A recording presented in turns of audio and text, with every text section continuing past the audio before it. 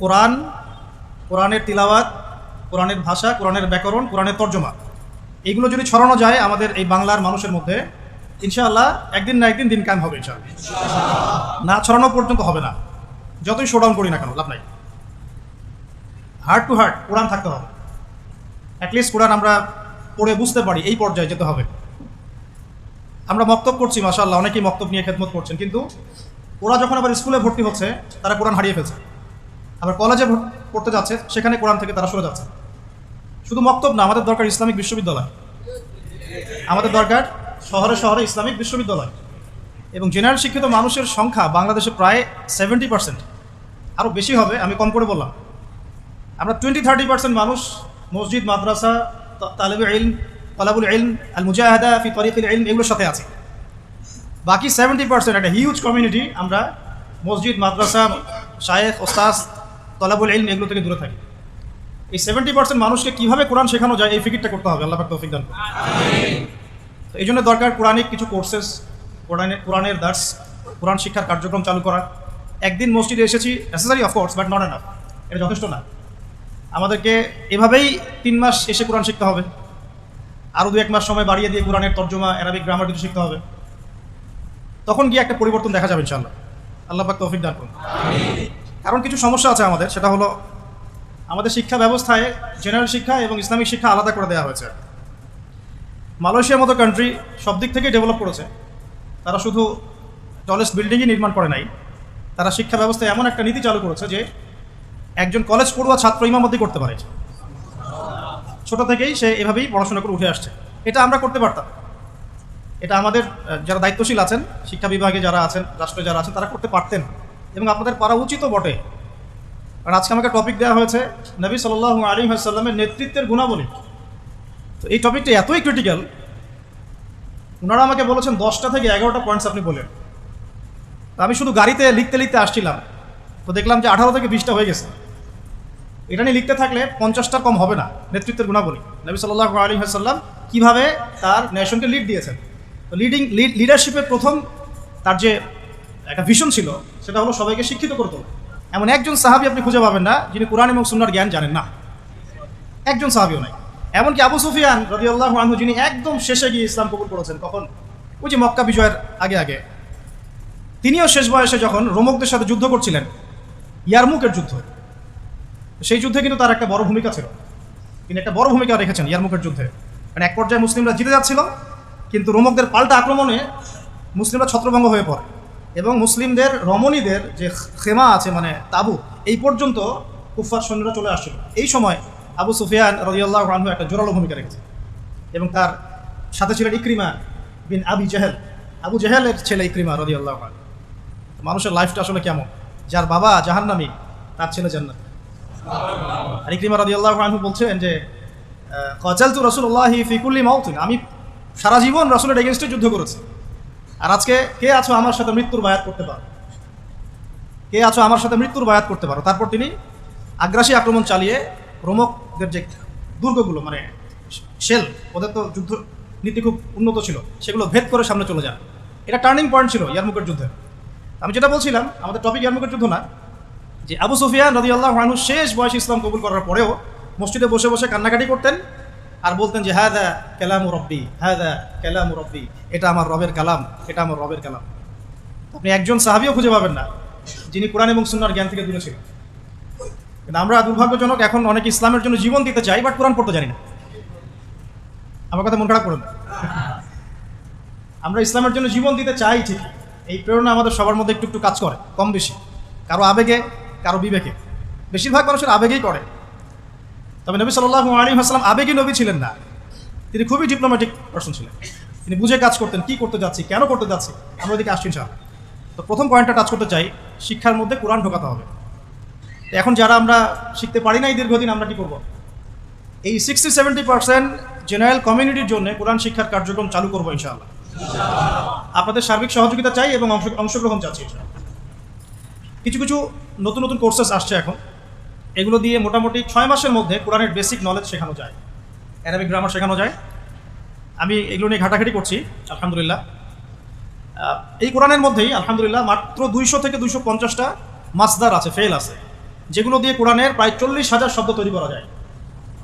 40,000 শব্দ। আর এই কোরআনুল কারীমে মোট শব্দ আছে 78,000, প্রায় 78,000, এক্স্যাক্টলি 77,800টা, প্রায় 78,000। এই 78,000-এর মধ্যে 40,000 শব্দ আপনি মাত্র 250টা মাসদার থেকে বের করতে পারবেন। এগুলো ওলামায়ে কেরাম বুঝবেন আর কি, আমি জাস্ট টাচ করছি। মানে কোরআন নিয়ে অনেক থিসিস গবেষণা হচ্ছে, অনেক কোর্সেস লঞ্চ করা হচ্ছে। চেষ্টা করবো এগুলোকে বাংলা ভাষা অনুবাদ করে হলো আপনাদের পর্যন্ত পৌঁছানোর। আল্লাহ পাক তৌফিক দান করুন। আরেকটা খেদমত দরকার, সিরাতের খেদমত। সিরাত প্রত্যেক যুবকের অন্তরে অন্তরে মুখস্থ থাকা চাই। সিরাতের খেদমত শুনেই আমার ভালো লাগছে, যেখানে সিরাতুন নবী সাল্লাল্লাহু আলাইহি ওয়াসাল্লাম কেন্দ্রিক আমরা আলোচনা করছি। সিরাত এত চমৎকার, এত গভীর, এত মানে ইমোশনাল। সিরাত পড়ে যদি কেউ ওমরাহ করে এবং রাসূল সাল্লাল্লাহু আলাইহি ওয়াসাল্লামের রওজা জিয়ারত করে, সে যে আবেগ অনুভূতি আর ফিলিংসটা পাবে, সিরাত না পড়া মানুষ সেটা পাবে না। সিরাত পড়ে যদি আপনি সিরাতের সাথে সংশ্লিষ্ট স্থানগুলো জিয়ারা করেন, তাহলে যে ফিলিংসটা পাবেন, সিরাত না পড়ে পাবেন।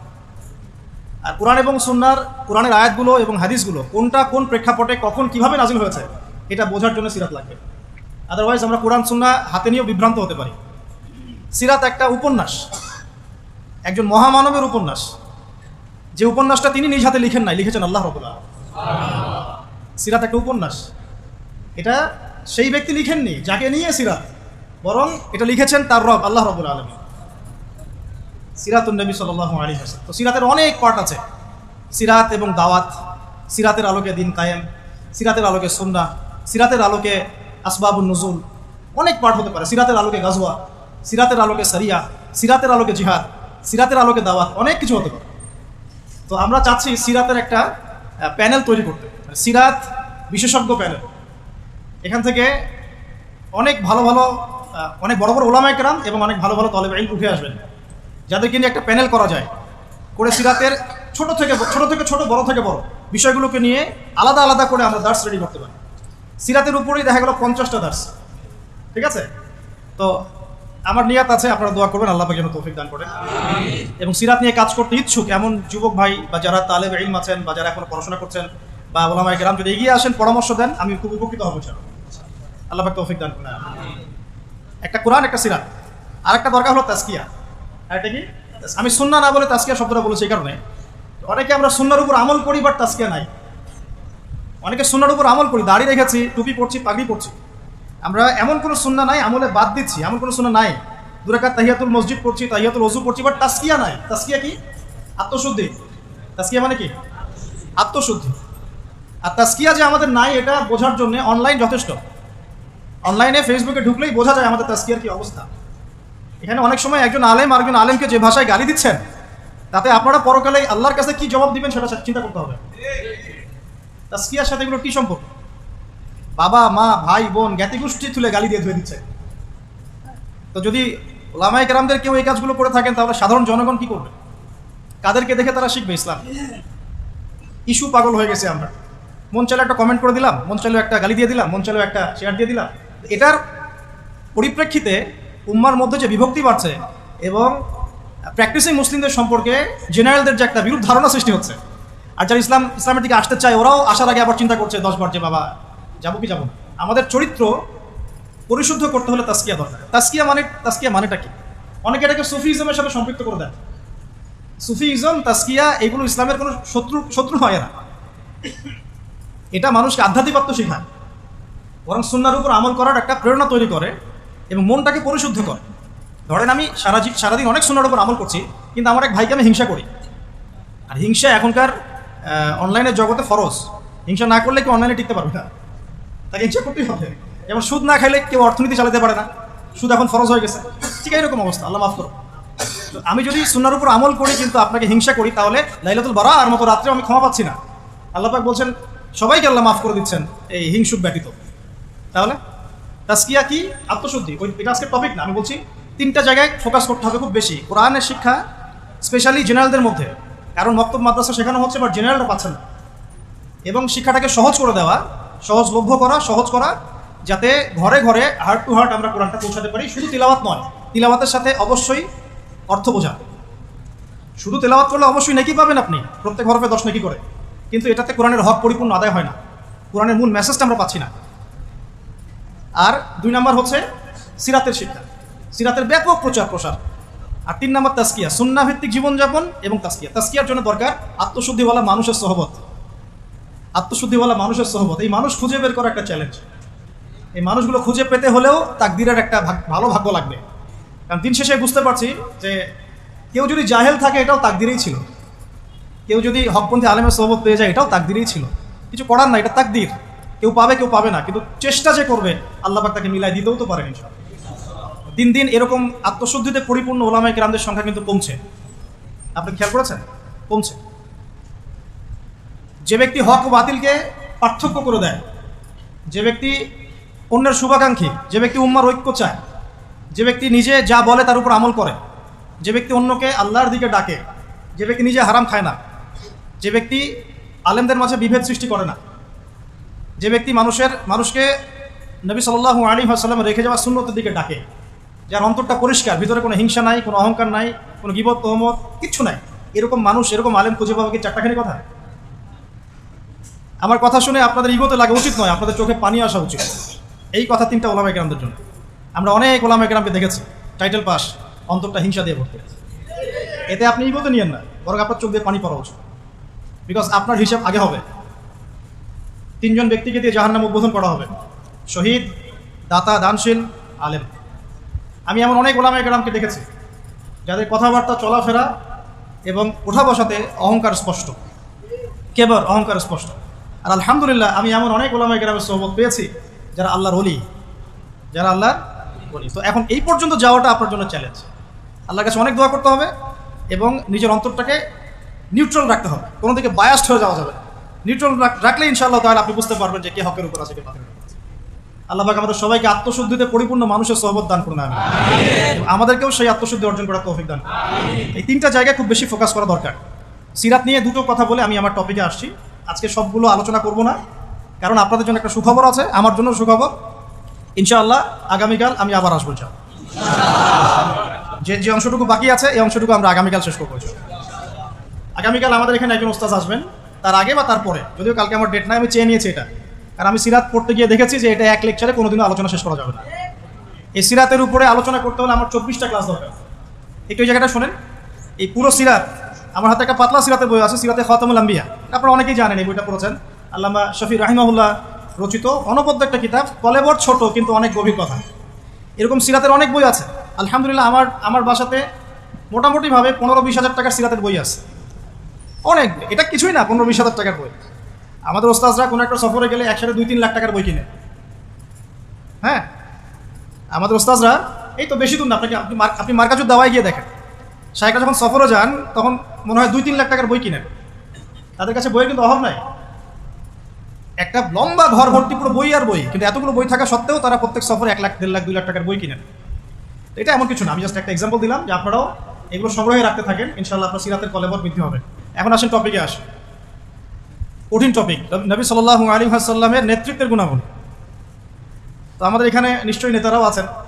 নেতা বলতে শুধু রাজনৈতিক নেতা বোঝাচ্ছি না, পরিবারের নেতা, মসজিদের নেতা, এই মার্কেটের নেতা, অর্থনীতির নেতা এবং অবশ্যই আমাদের সম্মানিত পলিটিক্যাল নেতৃবৃন্দ তো আছেন। তো লেকচারটা সবার জন্যই। আল্লাহ পাক আমাদের সবাইকে মনের কান দিয়ে শোনার তৌফিক দান করুন। সোজা কথায় আসি। নবী করিম সাল্লাল্লাহু আলাইহি ওয়াসাল্লাম নবী হওয়ার আগে তিনি যে গুণাবলীগুলো অর্জন করেছিলেন, এই গুণাবলীগুলো আমরা অনেক সময় পাশ কাটিয়ে চলে যাই। আমরা আলোচনা শুরু করি নবী সাল্লাল্লাহু আলাইহি ওয়াসাল্লাম নবী হওয়ার পর থেকে। আদতে নেতৃত্বের গুণাবলীর পয়েন্টটা যদি নিয়ে আসতে হয়, আমাদেরকে এখান থেকে আলোচনা শুরু করতে হবে। নবী সাল্লাল্লাহু আলাইহি ওয়াসাল্লাম নবুয়ত পাওয়ার আগে কেমন মানুষ ছিলেন। একটা হাদিস থেকে আমরা এটা বুঝতে পারি। এটা সহিহ বুখারীর 1ম খণ্ডের ওহী অধ্যায়ের মধ্যে আছে এবং খাদিজা রাদিয়াল্লাহু আনহা এখানে অনেকগুলো কথা বলেছেন। হাদিসটা অনেক লম্বা, আপনারা বাসায় গিয়ে একটু দেখে নিয়েন। আমি খুব শর্ট করে মূল জায়গাটা বলছি। আল্লাহ নবী সাল্লাল্লাহু আলাইহি ওয়াসাল্লাম যখন ওহী প্রাপ্ত হলেন, আপনারা জানেন উনি ভয় পেয়েছিলেন। জিবরাইল আলাইহিস সালাম এসে তাকে বলেছিলেন ইকরা, আপনি পড়ুন। তিনি বলেছেন মা আনা বিকারি, আমি তো পড়তে জানি না। তখন বলা হচ্ছে পড়ুন। আবার বলছেন আমি তো পড়তে জানি না। চেপে ধরা হচ্ছে, ছেড়ে দেওয়া হচ্ছে, চেপে ধরা হচ্ছে, ছেড়ে দেওয়া হচ্ছে। 3 বার চেপে ধরা হয়েছে। একটু চিন্তা করতে পারি কি না আমরা, যদি কোনো জিনও এসে আমাকে চেপে ধরো তাহলে কি অবস্থা হবে? জিন তো খুব বেশি শক্তিশালী না। আউযু বিল্লাহি মিনাশ শাইতানির রাজিম পড়লেই চলে যাবে, অথবা আউযু বিকালিমাতিল্লাহি তাম্মাতি মিন শাররি মা খালাক পড়লে চলে যাবে, অথবা বিসমিল্লাহিল্লাযী লা ইয়াদুররু মা ইসমিহি শাইউন ফিল আরদ ওয়া লা ফিস সামা ওয়া হুয়াস সামিউল আলিম পড়লে ইনশাল্লাহ চলে যাবে। এখন ফেরেশতা চেপে ধরলেন, তাহলে তো ব্যাপারটা অনেক কঠিন, অনেক বার্ডেন তার মাথায় তখন ছিল, বুকের মধ্যে ভার। এই অবস্থায় তিনি যখন বাসায় এসেছেন, খাদিজা রাদিয়াল্লাহু আনহাকে তিনি একটা কথা বলেছেন, খাশিত ওয়াকাদ খাশিতু আলা নাফসি, আমি আমার নিজের নফসের উপরে ভয় পাচ্ছি। আপনারা করে দেখেন, সহিহ বুখারীতে আছে প্রথম খণ্ডে ওহী অধ্যায়। এই জায়গায় খাদিজা রাদিয়াল্লাহু আনহা 4টা থেকে 5টা বাক্য বলেছেন তার সম্পর্কে। এক, আপনি এতিমের দেখাশোনা করেন। এক, আপনি বিধবাদের খোঁজ খবর নেন। আপনি মুসাফিরদের খাবার দেন। হ্যাঁ, আপনি অসহায়ের পাশে দাঁড়ান। আল্লাহ রাব্বুল আলামিন আপনাকে ধ্বংস করবেন না ইনশাআল্লাহ। তিনি কিন্তু নবী এই মাত্র হলেন, আর এই কথাগুলো নবুয়তের আগের চারিত্রিক বৈশিষ্ট্য ব্যাখ্যা করছে। নবী সাল্লাল্লাহু আলাইহি ওয়াসাল্লামের বয়স তখন 40, বিয়ে হয়েছে 25-এ। 25 থেকে 40 কত হলো? 15 বছর। এই 15 বছরে খাদিজা রাদিয়াল্লাহু আনহা দেখেছেন নবী সাল্লাল্লাহু আলাইহি ওয়াসাল্লাম মিসকিনদের পাশে থাকেন, তিনি এতিমের দেখাশোনা করেন, তিনি বিধবাদের খোঁজখবর নেন, মুসাফিরদের অন্নদান করেন, মিসকিনদের পাশে থাকেন। মানে তিনি কারোর প্রতি জুলুম করেন না, তিনি খুবই মানবিক একজন মানুষ, এবং তার চারিত্রিক বৈশিষ্ট্য অনন্য সুন্দর। ইনশাআল্লাহ আল্লাহ আপনার কোনো ক্ষতি করবেন না, এটা তার স্ত্রী তাকে বুস্ট আপ করলেন পিছন থেকে। এখন নবুয়তের আগের এই গুণাবলীগুলো কি আমরা অর্জন করতে পেরেছি? নবুয়তের আগের এই চারিত্রিক গুণাবলীগুলোই কি আমাদের নেতৃবৃন্দের মধ্যে আছে কিনা? নেতৃবৃন্দ বলতে আমরা সবাই বোঝাচ্ছি মনে করেন, আমাদের মধ্যে আছে কিনা? আমরা সবাই কোনো না কোনো জায়গায় দায়িত্বশীল, বাড়ির বা মসজিদের বা ব্যাংকের বা অর্থনীতির বা রাজনীতির। এখন এই যে এতিমের দেখাশোনা করা, বিধবাদের পাশে থাকা, মিসকিনদের খোঁজখবর নেওয়া, মুসাফিরদের অন্ন দেওয়া এবং দুর্বলদের সাহায্য করা, এটা আমাদের মধ্যে আছে কিনা? নবী তিনি এখনো হননি, কেবল হলেন। নবুয়তের আগের গুণাবলী নবীজি বলছেন, ইন্নামা বুইসতু লিউতাম্মিমা মাকারিমাল আখলাক, আমি উত্তম চরিত্রকে পূর্ণতা দেওয়ার জন্যই প্রেরিত হয়েছে। বাস্তবতা দেখেন, নবী হওয়ার আগে আমাদের নবী সাল্লাল্লাহু আলাইহি ওয়াসাল্লামের যে চারিত্রিক বৈশিষ্ট্যগুলো ছিল, আমরা হতভাগা উম্মাহ, আমরা এখনও মুসলমান হয়েও, মুসলমান ঘরে জন্ম নিয়েও, কোরআন হাতে পেয়েও, হাদিস হাতে পেয়েও সেই গুণাবলী অর্জন করতে পারি। অগণিত মুসলমান জিনা করে, অগণিত মুসলমান সুদ খায়, অগণিত মুসলমান ঘুষ খায়, অগণিত নেতৃবৃন্দ দুর্নীতি করেন। সবার কথাই বলছি, আমরাও দুর্নীতি করি। যেমন আমরা যে লেকচার দিতে বসেছি, আমি যদি আমার হক আদায় না করি, এটাও আমার ইলমের উপর দুর্নীতি হবে কি না? কারণ আমাকে যদি কোনো প্রশ্ন করেন যে প্যালেস্টাইন এখন যে ইস্যু চলছে, এটার কি জবাব হবে, কারণ আমি যদি আমার স্বার্থ চিন্তা করে পাশ কাটিয়ে ডানে বামে অ্যান্সার দিই, দুর্নীতি করলাম ইলমের সাথে। তো দেখুন নবী সাল্লাল্লাহু আলাইহি ওয়াসাল্লাম এই গুণাবলীগুলো আছে কিনা? আমরা সুদ খাচ্ছি, আমরা জিনা করছি। আপনি 5% মানুষ খুঁজে পাবেন না এখন যারা সুদ খায় না। কোনো না কোনোভাবে আমরা রিবার সাথে জড়িত। আর যারা ইকোনমিক্স নিয়ে পড়াশোনা করেন, ওই আলেমদেরকে জিজ্ঞাসা করবেন। যারা ইকোনমিক্স নিয়ে পড়াশোনা করেছেন এমন আলেমকে জিজ্ঞাসা করবেন পেপার মানি, ইলেকট্রনিক মানির মধ্যে রিবা আছে কিনা। যাদের মধ্যে এই জ্ঞান নেই, ওদেরকে জিজ্ঞাসা করে লাভ নাই। তারা বলবে খারেজি, কি বলবে? তারা বলবে খারেজি হয়ে গেছে। সুবহানাল্লাহ। যাই, আমরা দোয়া করি আল্লাহ পাক তাদেরকে তাসকিয়া দান করে। হয়তো বা বোঝে না, অথবা দুনিয়ার স্বার্থে কথা বলে। এখন আমরা জিনা করছি, উঠতে বসতে, চলতে ফিরতে, বাসে, অটোতে, উবারে, এইখানে সবখানে। আমি বলেছি আমার আশঙ্কা, আমি ঢাকা শহরেরই বাসিন্দা, এখন তাকদীর আমাকে এখানেই মিলাই দিছে, কিভাবে জানি। আসলে আল্লাহ রাব্বুল আলামিন মানুষের কিবোর্ড পছন্দ করেন না। আমি একসময় অহংকার করে 2 দিন বলেছিলাম, মনে হয় আমার মনে আছে, যে আমাকে ফ্রি একটা ফ্ল্যাট দিলেও ঢাকাতে আমি থাকবো না কখন। এটা আমি বলেছিলাম আজকে থেকে 5 বছর আগে, 6 বছর আগে। আল্লাহ রাব্বুল আলামিন হয়তো এই কথাটা পছন্দ করেন, কারণ আল্লাহ পাক কারো কিবোর্ড, অহংকার, এরকম শক্ত কথা পছন্দ করেন না, মেবি, আল্লাহ ভালো জানেন। তো আল্লাহ পাক এইখানেই আমাকে শ্বশুর বাড়ি দিয়ে দিচ্ছে, থাকবে না মানে থাকতেই হবে। আর আলহামদুলিল্লাহ এখানে এসে দেখলাম যে মাশাআল্লাহ বাংলাদেশের অনেক বরেণ্য ওলামায়ে কেরাম এই শহরকে কেন্দ্র করে কাজ করেন। তাদের সোহবত যদি না থাকতো আমি শহরে থাকতাম না, তাদের সোহবত যদি না থাকতো এই শহরে হয়তো আমি থাকতাম না। তবে তারা এই শহরের যান্ত্রিক জীবন থেকে দূরে থাকেন, কারণ যান্ত্রিক জীবনে আপনি আল্লাহর নূর মারেফত বুঝতে পারবেন না। তারা যদি এইরকম বিজি লাইফ লিড করতেন, তাহলে আমরা এরকম কিতাবগুলো পেতাম না। খুব খেয়াল করে দেখবেন এখানে জন্ম নিয়ে কতজন আলেম হয়েছে, এই শহরে জন্ম নিয়ে বাই বর্ন ঢাকায় জন্ম নিয়ে কতজন আলেম হয়েছে, যারা ওলামায়ে কেরাম, তারা বাহির থেকে এসে এই শহরকে আলোকিত করছেন। বুঝতে পারছেন কি বিষয়টা? এখন দেখুন আমরা সব জায়গায় জেনা করছি। আমার আশঙ্কা ঢাকা শহরে যদি কোনো বড় ভূমিকম্প হয় বা ছোটও হয়, জেনার পাপের কারণে হয়। আল্লাহ পাক আমাদেরকে হেফাজত করুন।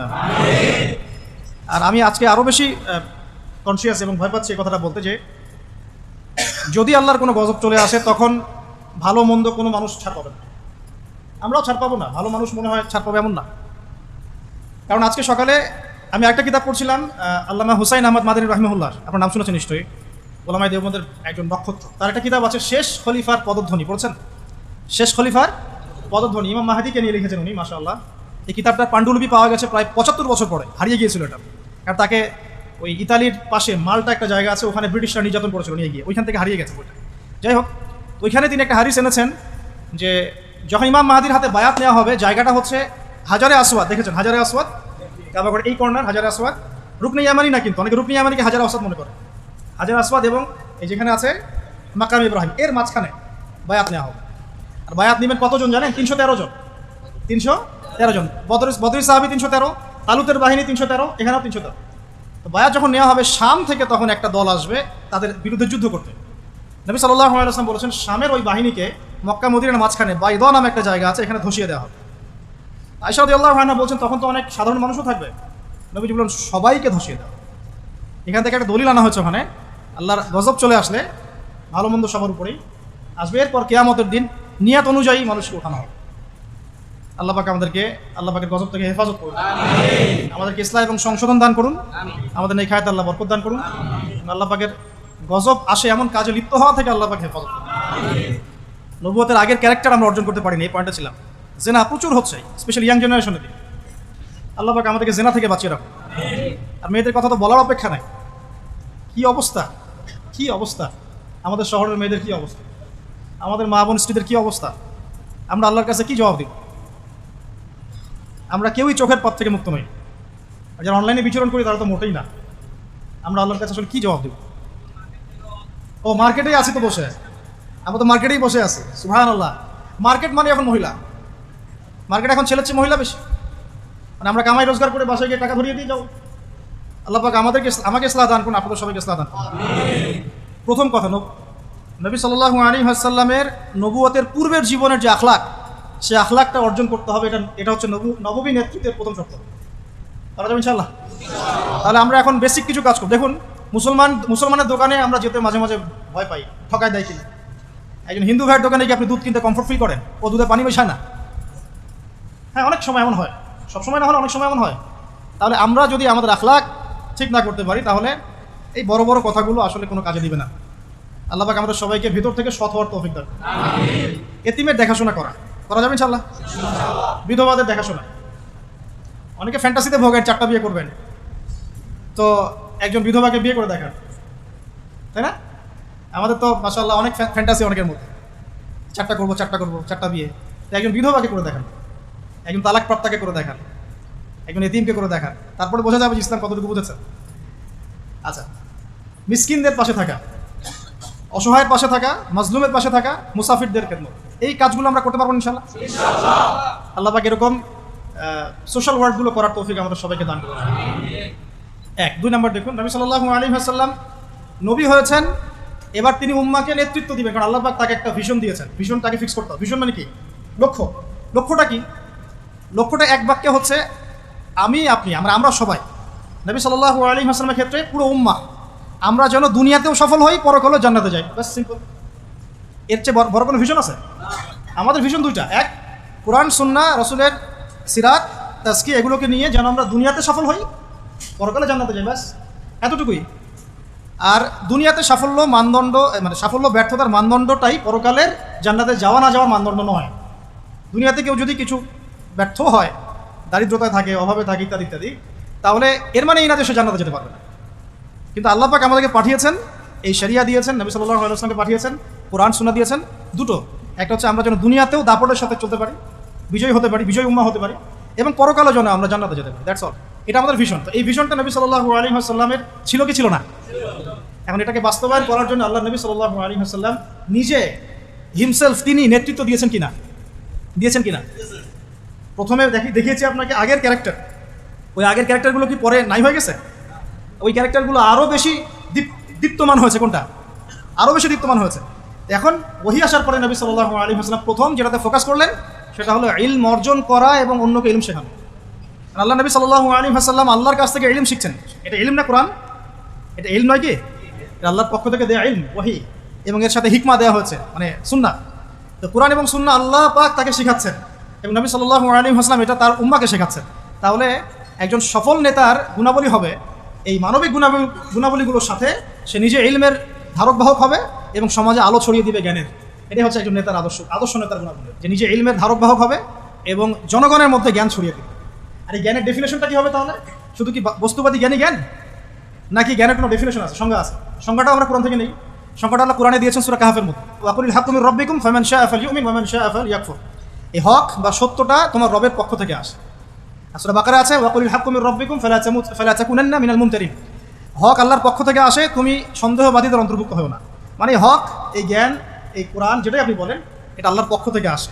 তার মানে যেটা আল্লাহ পর্যন্ত আমাদেরকে পৌঁছায় সেটাই জ্ঞান। তাহলে জ্ঞান কোনটা? যেটা আমাকে আল্লাহ চিনাবে, আল্লাহ পর্যন্ত পৌঁছাবে। ইকরা বিসমি রাব্বিকাল্লাযী খালাক, এর মানে কি? পড়ুন আপনার রবের নামে যিনি আপনাকে সৃষ্টি করেছেন। মানে যে জ্ঞান আপনাকে আপনার স্রষ্টা পর্যন্ত পৌঁছায়, এটাই জ্ঞান। আর যেটা আমাদেরকে ওখান থেকে দূরে সরায় দেয় সেটা কি জ্ঞান? এখন মূল জ্ঞান তাহলে কি? কোরআন এবং সুন্নাহ, এটা আল্লাহ পাকের ওহীটাই মূল জ্ঞান। এর সাথে প্রাসঙ্গিক উপকারী যে কোনো এলিম চর্চা করা যাবে, হোক সেটা মেডিকেল সায়েন্স, ইঞ্জিনিয়ারিং, দর্শন, রসায়ন, পদার্থ, সাহিত্য, সবই চর্চা করা যাবে, যতক্ষণ না সেটা কোরআন সুন্নাহর যে মূল ধারা, মূল নীতি এর সাথে সাংঘর্ষিক হয়। আমার কথা কি বুঝতে একটু কষ্ট করা হচ্ছে? যতক্ষণ পর্যন্ত কোরআন এবং সুন্নাহর মূল ধারার সাথে, মূল নীতির সাথে এই জ্ঞানগুলো কন্ট্রাডিক্টরি না হবে, ততক্ষণ পর্যন্ত এটা চর্চা করা যাবে। এখন আমরা নেশন ওয়াইজ দেখেন, আমরা কি আসলে কোরআন এবং সুন্নাহর জ্ঞানটা প্রমোট করছি, না অন্য বস্তুবাদী জ্ঞানটা প্রমোট করছি?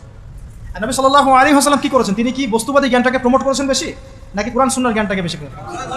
তাহলে একজন সফল নেতার, সফল নেতৃত্বের প্রথম কাজ নিজে জ্ঞানের ধারক বাহক হওয়া এবং জনসাধারণ অনুসারীদের মধ্যে জ্ঞানের বিপ্লব ছড়িয়ে দেওয়া। ঠিক আছে ভাই, দুটা পয়েন্ট পেলাম আমরা। এখন আপনি খেয়াল করে দেখেন, নবী সাল্লাল্লাহু আলাইহি ওয়াসাল্লাম নিজে তো এই পুরো মহাবিশ্বের, মানে আল্লাহ রাব্বুল আলামিনের বান্দাদের মধ্যে সবচেয়ে জ্ঞানী মানুষ, এবং তার অনুসারীদেরকে আপনি দেখেন একজন অনুসারী খুঁজে পাবেন না যিনি অজ্ঞ আছে, নাই। বরং তারা শতাব্দীর পর শতাব্দী তাদের আলোর দুটি ছড়িয়ে আমাদের পর্যন্ত জ্ঞানটা পৌঁছে দিলেন। এই জ্ঞান কি মরে গেছে না এখনো জীবিত? এই হলো জ্ঞান। তাহলে আমরা যদি সফল নেতা হতে চাই, সফল নেতৃত্বের দাবি করি, তাহলে অবশ্যই আমাদেরকে জ্ঞানতাত্ত্বিক বিপ্লব সংঘটিত করতে হবে।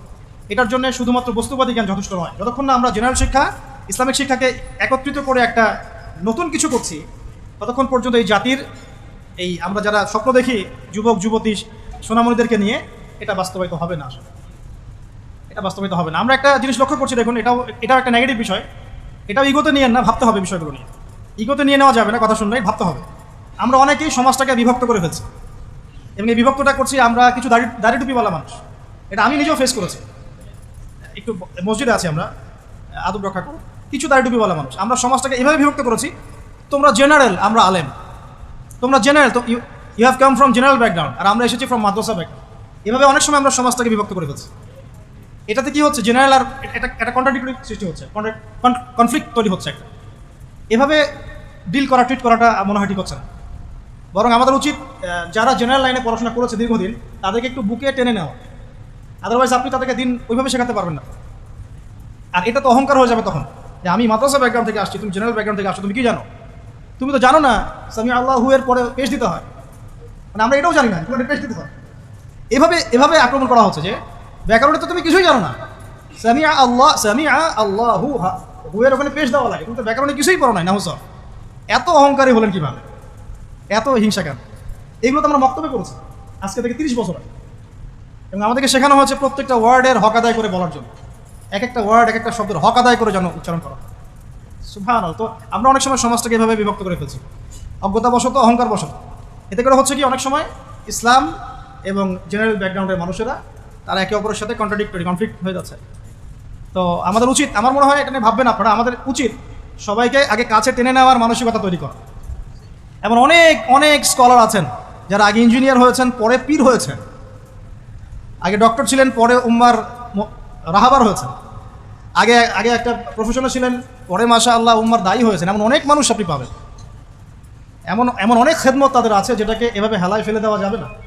উম্মার জন্য অনেক বড় বড় খেদমত এমন কিছু মানুষও করেছেন যারা মাদ্রাসায় পড়েননি কখনো।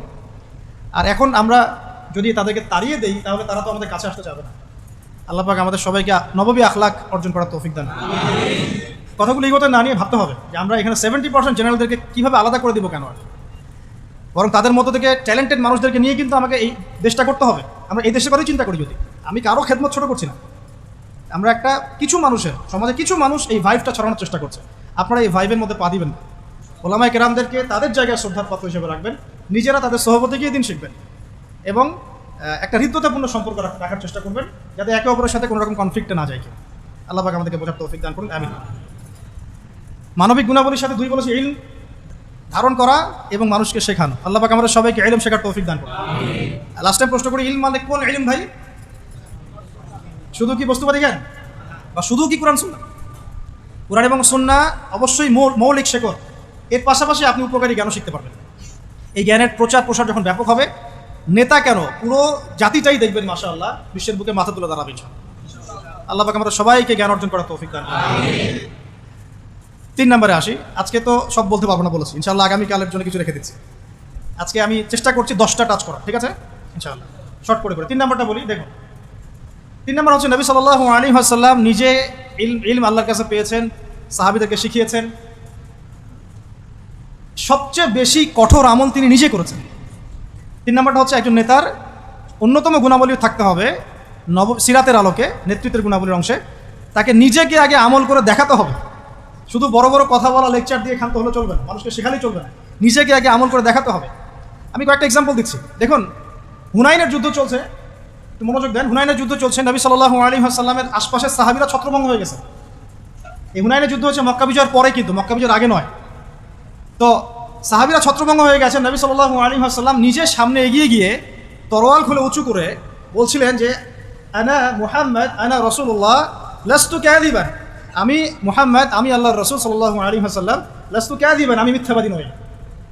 তিনি যুদ্ধের ডাক দিয়ে পিছনে পড়ে থাকেন না, তিনি নিজের সামনে গিয়ে তরোয়াল উঁচু করে সাহাবীদেরকে ইন্সপায়ার করছেন যে আমি আল্লাহর রাসূল, আমি মুহাম্মদ, আমি মিথ্যাবাদী নই, হালুম্মা ইলাইয়া, আমার দিকে তোমরা আসো, ছুটে আসো। তখন সাহাবীরা ছুটে আসে। লিডিং ফ্রম দ্য ফ্রন্ট, যেটা বলি আমরা, সামন থেকে নেতৃত্ব দেওয়া। এই শব্দটা শুনেছেন ক্রিকেট খেলার মধ্যে, তাই না? সামন থেকে নেতৃত্ব দেয়া।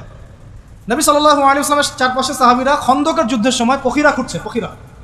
খন্দকের যুদ্ধের সময় খাল খোঁড়া হয়েছিল, মনে আছে আপনাদের? যাতে ওরা আমাদের কাছে আসতে না পারে, খাল খুঁড়ে দেওয়া হয়েছে। এই খাল খুঁড়তে আমাদের নবীজি নিজে বলেন নাই যে খাল খোঁড়ো তুমি, আবু বকর তুমি খোলো, ওমর তুমি খোঁড়ো, আলী তুমি খোঁড়ো, এটা নয়। তিনি নিজে নিজের লুঙ্গি বেঁধে নিয়ে এখানে খাল খুঁড়েছেন, নিজের পেটে খাবার নাই, পাথরও বেঁধেছেন। প্রচণ্ড শীতের মধ্যে তিনি সেখানে উপস্থিত থেকে কাজ নিয়েছেন। আমি বুঝাতে চাচ্ছি, নবী সাল্লাল্লাহু আলাইহি ওয়াসাল্লাম শুধুমাত্র কথা বলেই ক্ষান্ত হতেন না, নিজে করে দেখান। যে কোরআনের দাওয়াত তিনি মানুষকে দিচ্ছেন, সেই কোরআন সারা রাত তেলাওয়াত করছেন। যে নামাজের দাওয়াত তিনি মানুষকে দিচ্ছেন, সেই নামাজ পড়তে পড়তে তার পা ফুলে যাচ্ছে। এমন না যে নামাজ আপনারা পড়েন, আমি পড়লাম না, আমি বললাম তাহাজ্জুদ পড়েন, আমি পড়ি না, আমি বললাম আপনারা বেশি বেশি নামাজ পড়েন, আমি নিজেই পড়ি না, এমন নেতা তিনি ছিলেন না। এখন আপনি মেলান দেখি আশপাশে, কথা কাজে মিল আছে এমন নেতা কোথায় পাবেন? কয়জন পাবেন? নিজে খালি বলছি, মানুষকে নিজে করে দেখাচ্ছে কতটুকু। এরকম অসংখ্য এক্সাম্পল দেওয়া যাবে। নবী সাল্লাল্লাহু আলাইহি ওয়াসাল্লাম বদর যুদ্ধে নিজের সামন থেকে নেতৃত্ব দিয়েছেন। নবী করিম সাল্লাল্লাহু আলাইহি ওয়াসাল্লাম মানুষকে অনাড়ম্বর জীবনযাপন করতে বলেছেন, নিজে কি বিলাসী জীবনযাপন করেছেন? তিনি নিজে মাসের পর মাস তার বাসায় চুলা জ্বলছে না। এগুলো আমরা আসলে চিন্তা করতে পারবো না, আর আমাদের এত পরীক্ষা আল্লাহ পাক নিবেনও না, কারণ এগুলো যার ঈমান যত উঁচু তার পরীক্ষা তত বেশি হয়। নবী সাল্লাল্লাহু আলাইহি ওয়াসাল্লাম বাসায় তার খাবার নাই, খেজুর খেয়ে থাকছেন, অনেক সময় রুটি খাচ্ছেন জাইতুনের তেল দিয়ে, খুব রেয়ার গোশত খাচ্ছেন। নবী হওয়ার পরে তিনি 3 দিন টানা পেট ভরে খান নাই।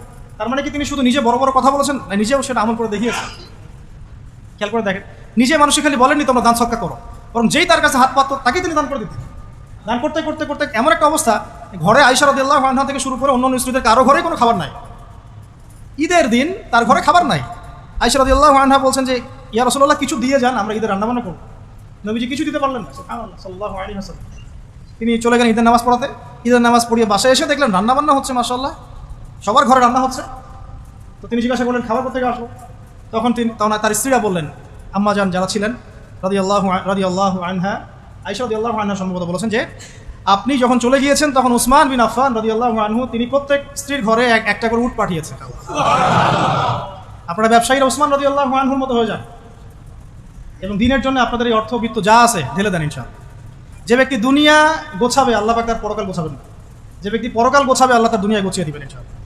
আর আল্লাহ নবী সাল্লাল্লাহু আলাইহি ওয়াসাল্লাম এরপর কি করেছেন জানেন? হাত তুলে দোয়া করেছেন। দোয়াটা আমি মুখস্থ করে রেখেছি, কারণ আমার ছেলের নাম উসমান, ওকে দেখলে আদর করতে হবে, দোয়াটা যেন করা যায়। আল্লাহুম্মা সাহহিলিল হিসাবা আলাল উসমান, আল্লাহুম্মা সাহহিলিল হিসাবা আলাল উসমান। আল্লাহ তুমি উসমান রাদিয়াল্লাহু আনহুর একদম সহজ হিসাব নিয়ে নেন। এই জন্য উসমান রাদিয়াল্লাহু আনহুর হিসাব হবে 3 নাম্বার, প্রথমে আবু বকর সিদ্দিক, তারপর ওমর ইবনে খাত্তাব, তারপর ওসমান ইবনে আফফান, এবং তিনি যাবেন বের হয়ে চলে আসবেন। হিসাব সহজ নাই।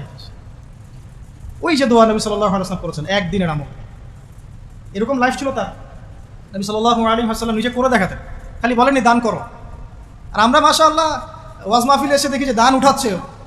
আপনি কত টাকা দান করেছেন? আপনি দেন 50, কে 50 দিবেন হাত তোলেন, বাস। আমি কিন্তু বলছি না আর কি। বাস 50 দিল, কে 20 দিবেন, কে 20 দিল, কে 10 দিবেন, 10 দিল। লাস্টে দেখা যায় যে আস্তে আস্তে নোট কমতে থাকে, 1000, কে 500 দিবেন।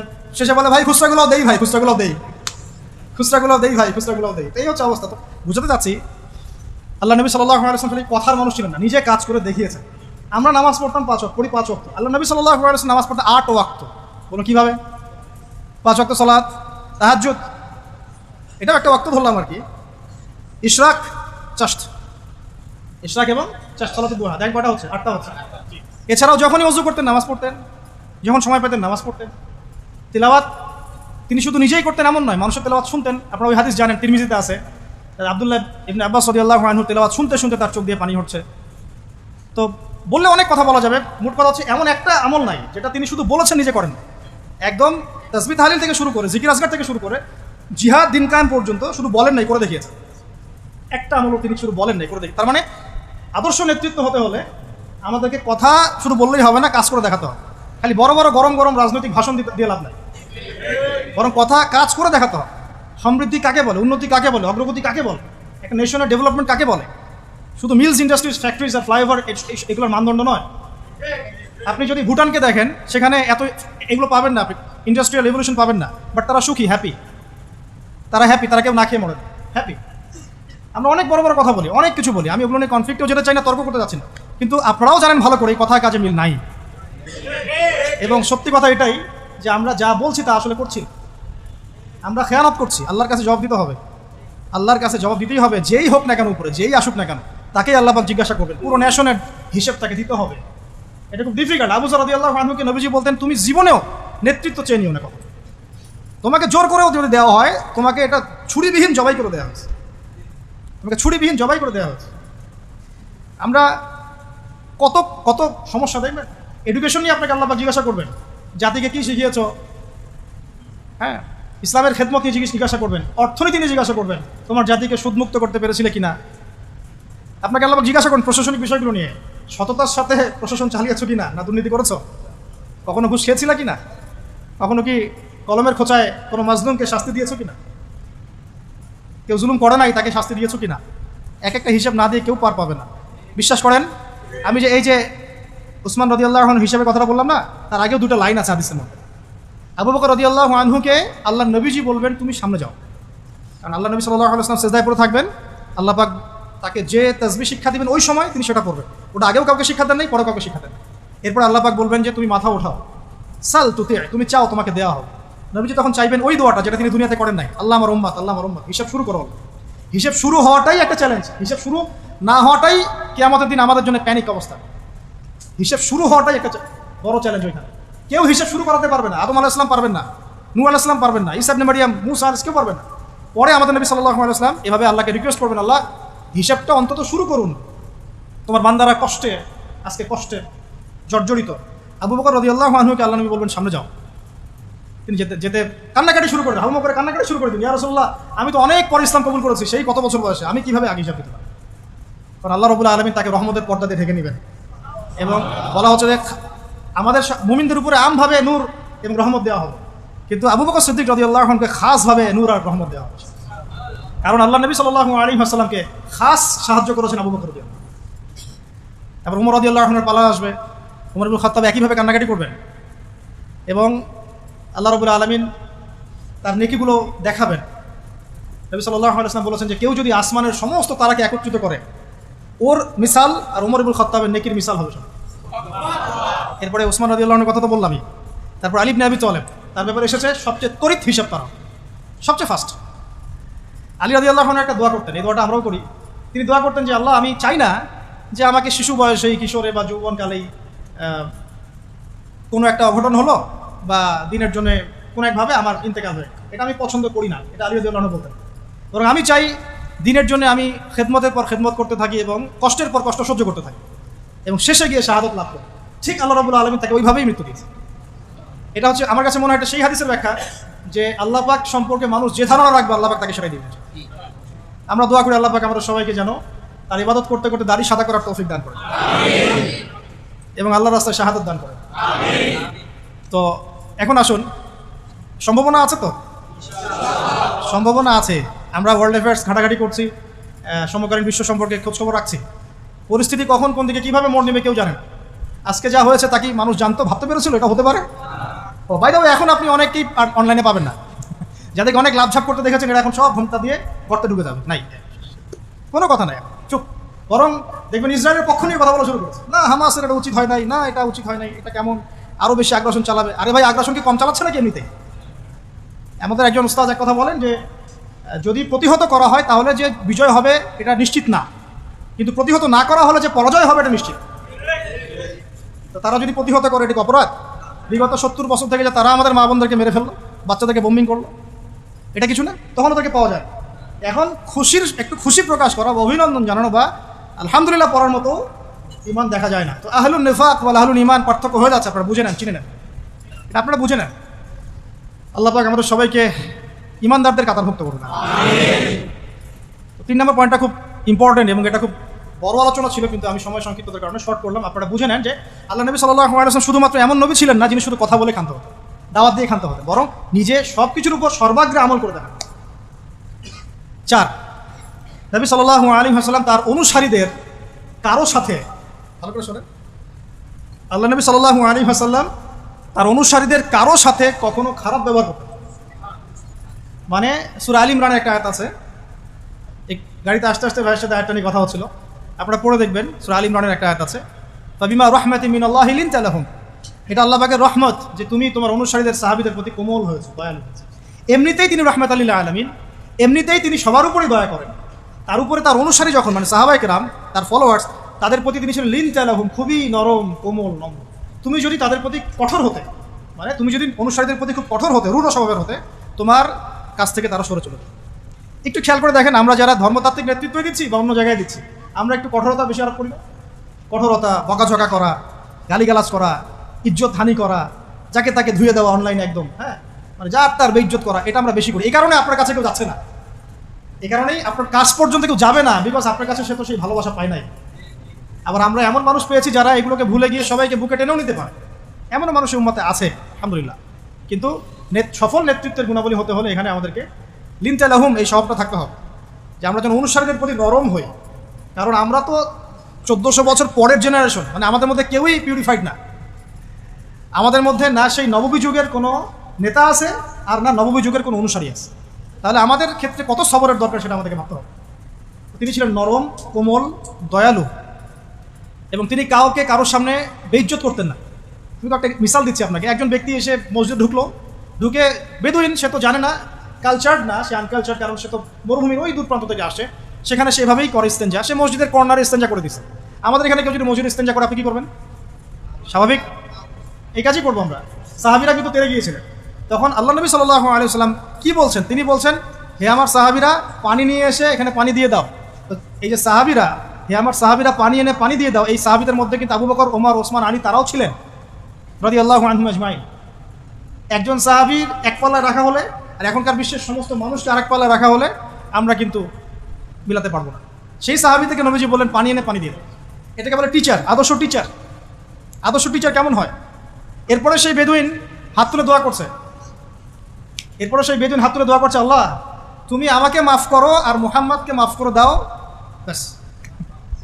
আল্লাহ তুমি আমাকে মাফ করো, মুহাম্মাদকে মাফ করো, আর কাউকে না।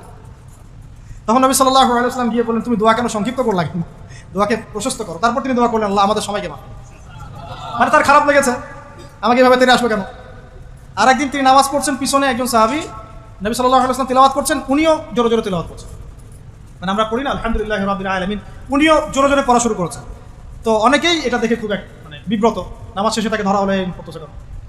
তাহলে নবী সাল্লাল্লাহু আলাইহি ওয়াসাল্লাম গিয়ে শান্তভাবে বোঝালেন, দেখো নামাজটা হচ্ছে তাসবিহ, তাহলিল, তিলাওয়াত, রুকু, সিজদার সমন্বয়, এখানে আমরা জোরে জোরে কথা বলি না বা জোরে জোরে তিলাওয়াত করি। তখন তিনি বলেন, আমি আমার জীবনে এইরকম কোনো শিক্ষক দেখি নাই, নরম, কোমল। একজন ব্যক্তি আসে, তাকে ঝাড়ফুঁক করবে, বললে অনেক সময় যাবে, কিতাবটা পড়ে না। ঝাড়ফুঁক করবে মানে মানুষ বুঝিয়েছে যে নবী সাল্লাল্লাহু আলাইহি ওয়াসাল্লামকে জিন ধরেছে, নাউযুবিল্লাহ।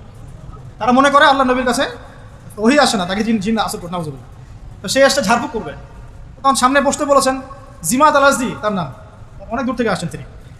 তখন নবী সাল্লাল্লাহু আলাইহি ওয়াসাল্লাম বলছেন, আচ্ছা বসুন, ঝাড়ফুঁক করতে আসছেন? হ্যাঁ। তো কথা শুরু করার আগে তিনি বলছেন, ইন্নাল হামদালিল্লাহ নাহমাদুহু ওয়া নাস্তাঈনুহু মান ইয়াহদিহিল্লাহু ফালা মুদিল্লা লাহু ওয়া মান ইউদ্লিল ফালা হাদিয়া লাহু ওয়া আশহাদু আল্লা ইলাহা ইল্লাল্লাহ ওয়া আশহাদু আন্না মুহাম্মাদান আবদুহু ওয়া রাসূলুহু। এটা বললেন, জিমাদ আল-আজদি তিনি বলছেন, কি বললেন আরেকবার বলেন দেখি। আরও একবার বললেন, কি বললেন আরেকবার বলেন দেখি, আরও একবার বললেন। তখন জিমাদ আল-আজদি বলছেন যে আল্লাহর কসম, আমি তো এসেছিলাম আপনাকে ঝাড়ফুঁক করার জন্যে, কসম আল্লাহর, আপনি যে কথাগুলো বললেন মনে হচ্ছে এগুলো সাগরের গভীর থেকে উঠে আসছে। কারণ আমি জীবনে অনেক মানুষকে ঝাড়ফুঁক করেছি, অনেক পাগল সারিয়েছি, এরকম কালাম জীবনে আমি শুনি। মানুষ এভাবে ইসলাম পেয়েছে তার কাছ থেকে, এভাবে। সুবহানাল্লাহ। মানে এগুলো বলে আসলে ব্যাখ্যা আমি করতে পারছি না। খালিদ বিন ওয়ালিদ রাদিয়াল্লাহু আনহু নাম শুনেছেন? ইসলামের এগেনস্টে তিনি যুদ্ধ করেছেন, উহুদের যুদ্ধ, ইসলামের এগেনস্টে। এবং উমরা যে হুদায়বিয়ার পরের যে উমরা, তার আগ পর্যন্ত তিনি কিন্তু ইসলাম কবুল করেন নাই। উমরা করতে এসে নবী সাল্লাল্লাহু আলাইহি ওয়াসাল্লাম বলেছিলেন, একটা চিট করে লিখে দিয়েছেন, খালি একজনকে তারা লিখিয়েছেন যে কতই না ভালো হতো যদি খালিদ তুমি ইসলাম কবুল করতে, এতটুকু। তার ভাই এই চিঠিটা তাকে পৌঁছে দিয়েছেন। এই একটা সেন্টেন্স খালিদ রাদিয়াল্লাহু আনহুর কলিজার মধ্যে এমন প্রভাব বিস্তার করেছে, নিজের পায়ে হেঁটে গিয়ে মদিনায় ইসলাম কবুল করেছে। আমর ইবনে আস রাদিয়াল্লাহু আনহু তিনিও তার সাথে ছিলেন। আর আমর ইবনে আস রাদিয়াল্লাহু আনহু যখন বলছেন যে ইয়া রাসূলুল্লাহ, আমরা ইসলাম কবুল করতে আসছি, আমরা অনেক গুনাহ করে ফেলেছি জীবনে আপনার বিরুদ্ধাচারণ করে, আল্লাহর কাছে দোয়া করেন আমাদেরকে যেন মাফ করে দেন। এইভাবে তার ব্যবহার দিয়ে, তার চরিত্র দিয়ে, তার নম্রতা দিয়ে মানুষ ইসলামের প্রতি আকৃষ্ট হয়েছে। কারণ আপনি আর আমি যদি আমাদের প্রেক্ষাপটের সাথে মেলাই, তাহলে কি দেখতে পাবো? সত্যি কি সেই চরিত্র আমাদের মধ্যে আছে, সেই নম্রতা, সেই বিনয়? আমরা তো একজন একজনকে মানে যা ইচ্ছা তাই বলবো, যা ইচ্ছা তাই, মানে বাবা মা ভাই বোন জ্ঞাতি গোষ্ঠী আত্মীয় স্বজন কিচ্ছু বাদ নাই, গালিগালাজ করে। এগুলো ফাঁসে কি? এই কারণেই তো দিন বিজয় হচ্ছে না। শুধুমাত্র আমাদের সাধারণ মানুষের কথা বাদ দেন, যারা দিনের রিপ্রেজেন্টেটিভ, এইসব চেয়ার আমরা বসি, আমরা একে অপরের সাথে যে বিহেভটা করি, এটা তো সাধারণ মানুষ জানে না। আমি জানি, আমি আবু তোহা আদনান জানি কি বিহেভ করা হয়, কীরকম বিহেভ এই পর্যন্ত আমাকে সহ্য করতে হয়, যেটা আমি আসলে বলতে গেলে বেশি বলে ফেলবো, তখন আমার তাজকিয়া নষ্ট হয়। এই জন্য আমি চুপ আছি, বলতে গেলে বেশি বলে ফেলতে পারি। তবে এগুলো কোনোটাই নববী আখলাক না, এগুলো নববীতে আখলাক নাই। নবী সাল্লাল্লাহু আলাইহি ওয়াসাল্লামের সিরাত সুন্নাতের সাথে কোনো মিলন। এই কারণেই মানুষ দেখবেন আস্তে আস্তে কোনো কোনো ক্ষেত্রে আমাদের থেকে দূরে সরে যাচ্ছে।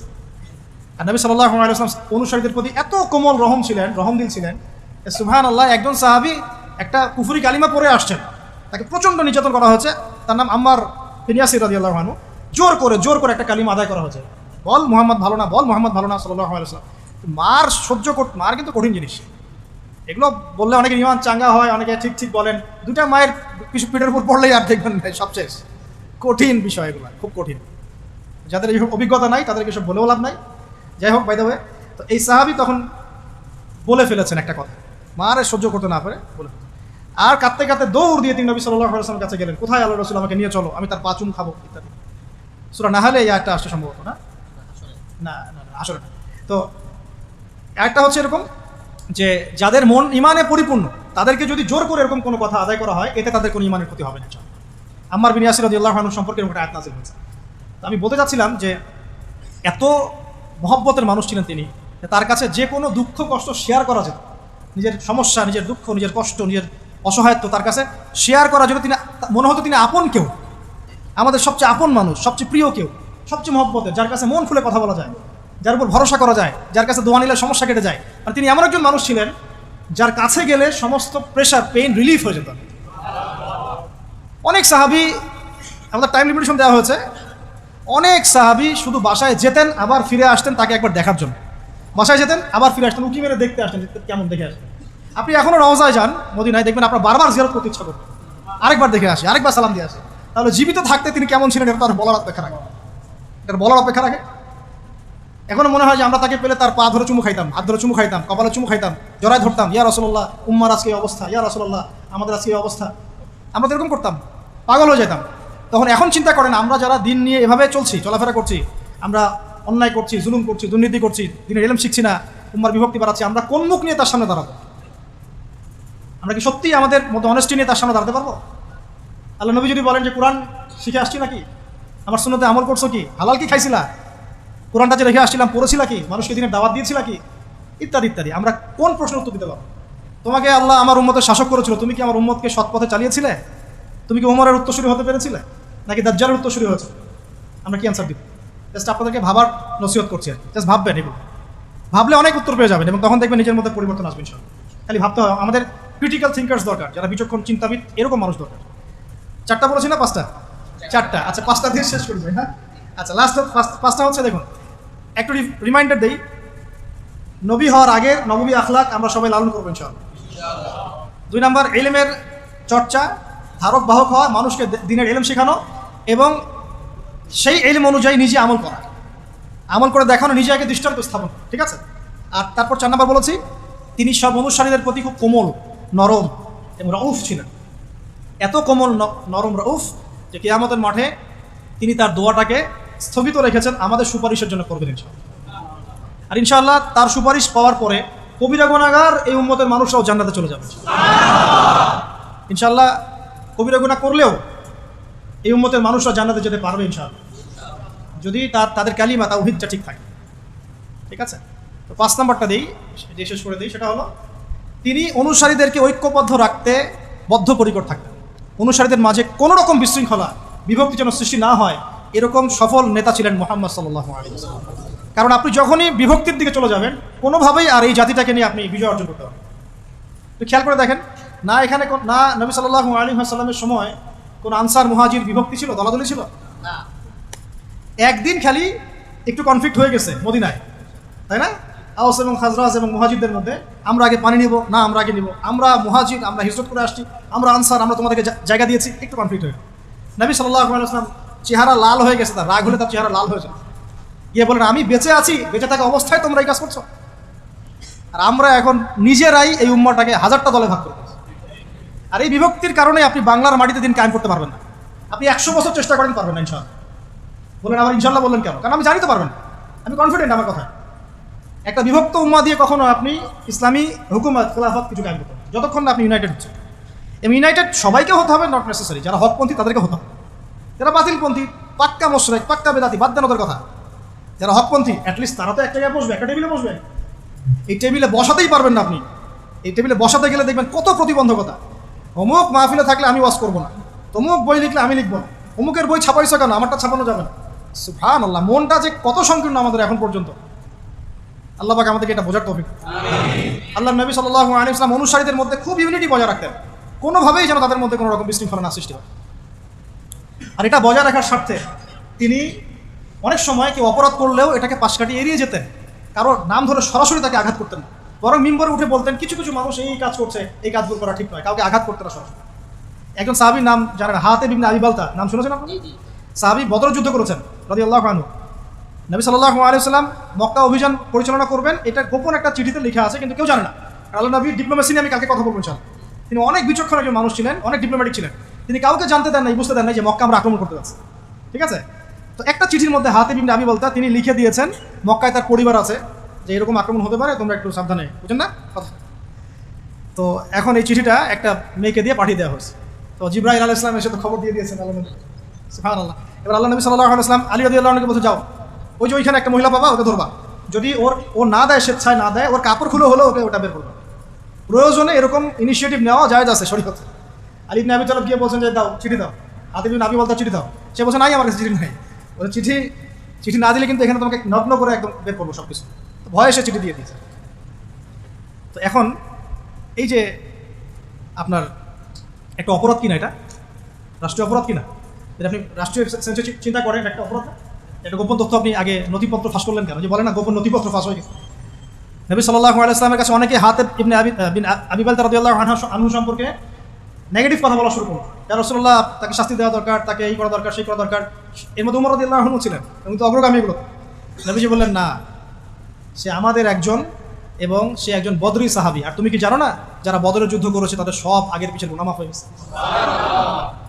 তো আল্লাহর নবী কিন্তু তাকে ধমক দিতে পারতেন। আমরা হলে কি করতাম? এত বড় একটা অভিযান চালাবো, তুমি এই কথা আগে বলে দিলে কেন?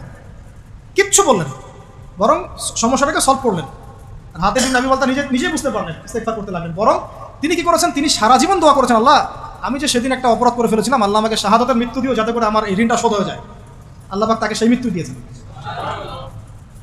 তিনি অনুসারীদের মাঝে ঐক্য রক্ষা করতেন, কাউকে অপদস্থ করতেন না, গালিমন্দ করতেন না, কারো দোষ সবার সামনে উন্মোচন করতেন না। আমাদের মধ্যে অনুসারী নেতা কারো মধ্যে এই নববী আখলাকটা নাই। আল্লাহ রাব্বুল আলামিন আমাদের সবাইকে এই নববী আখলাকগুলো অর্জন করার তৌফিক দান করুন।